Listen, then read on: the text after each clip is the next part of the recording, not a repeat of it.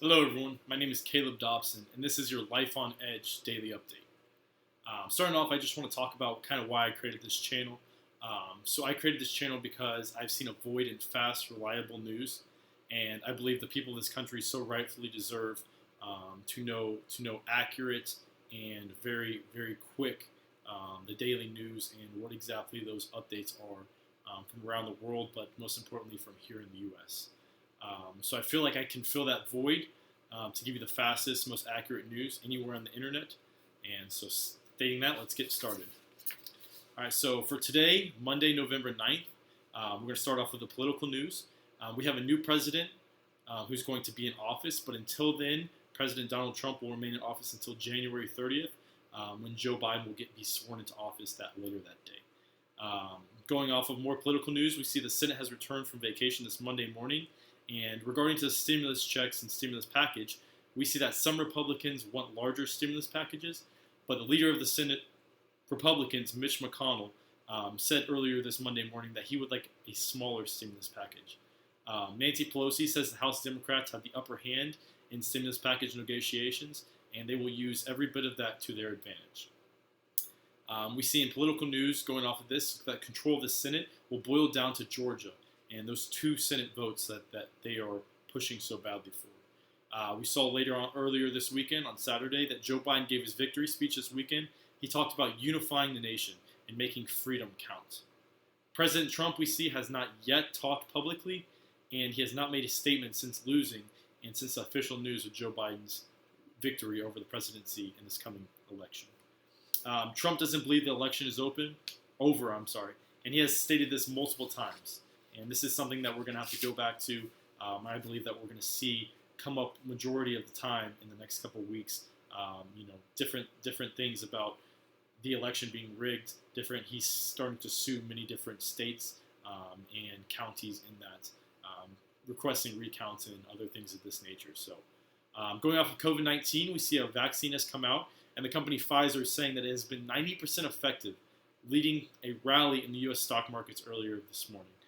Stock markets, including the Dow and S&P 500, have now reached daily records going off of this news of the company Pfizer and the 90% effective vaccine rates due to this. Going off the stimulus package, we see there has been many promises about the stimulus package before the elections. And we see that they were saying multiple times, Nancy Pelosi, Mitch McConnell have said directly after the elections, there will be a stimulus package. They will agree. And then we see that this is the Senate's number one priority. Mitch McConnell came out earlier today and said their number one priority is developing a stimulus package, one that is good for both parties and one that will be best for the American people. Mitch McConnell said earlier today that he believes the economy is back on its way due to the 6.9% unemployment rate we saw last Friday that was released. This is why Mitch McConnell is very in favor of a smaller stimulus package, and where he differs from some of the other Democrats and especially Nancy Pelosi in the House of Representatives. Nancy said earlier this morning that she hates the idea of a smaller stimulus package and said it doesn't appeal to her at all whatsoever. We see that some Republicans are speaking up and saying that we need a large stimulus package before January 1st and before the new year starts. Kohler, we see talks about him talking about the $1.9 trillion stimulus package that the Republicans were pushing for before the election. And he said that they have not even began to talk about numbers and that the $1.9 trillion stimulus package may or may not still be on the table.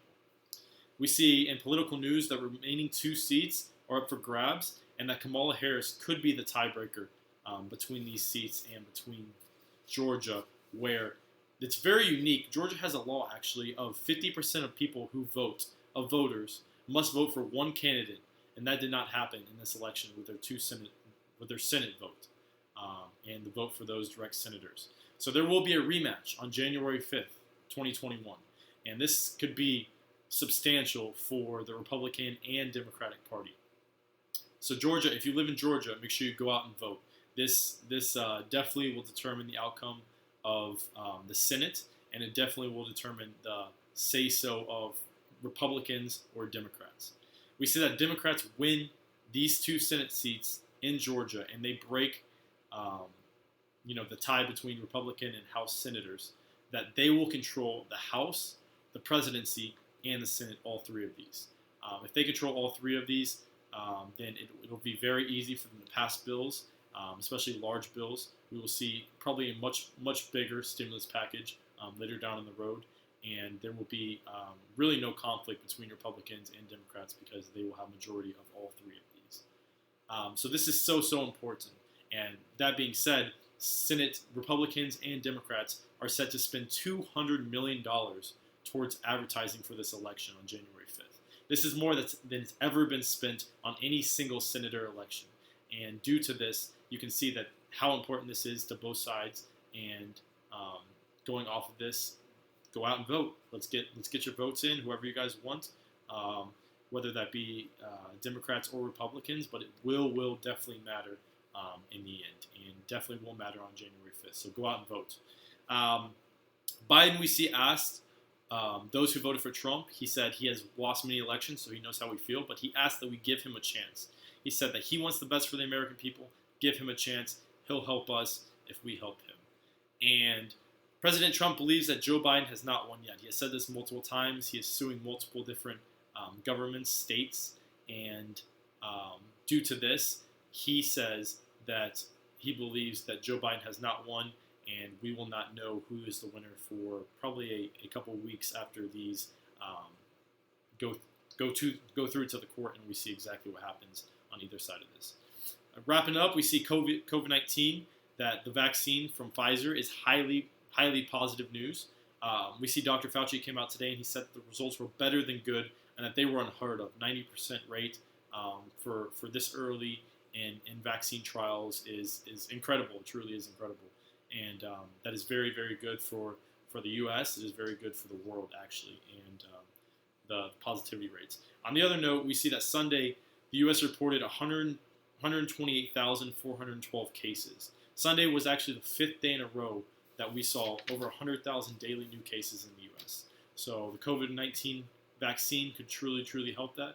And we see that cases are not done in the U.S., whereas in Europe, they are also continuing the lockdowns, continuing to tighten up. And we can see that COVID-19 is definitely not over. So please all stay safe. That's your daily news. This has been Life on Edge. My name is Caleb Dobson. It was great to talk to you guys. Hope you guys have a great Monday. Have a great rest of your week. And I'll see you guys all tomorrow. Thanks. Appreciate it. Like, subscribe.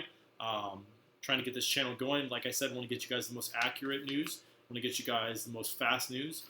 And I will do whatever I can to give you guys advice and share whatever it is that the people need to know to the most accurate and best of my ability. Thank you so much. Have a great day. Bye-bye.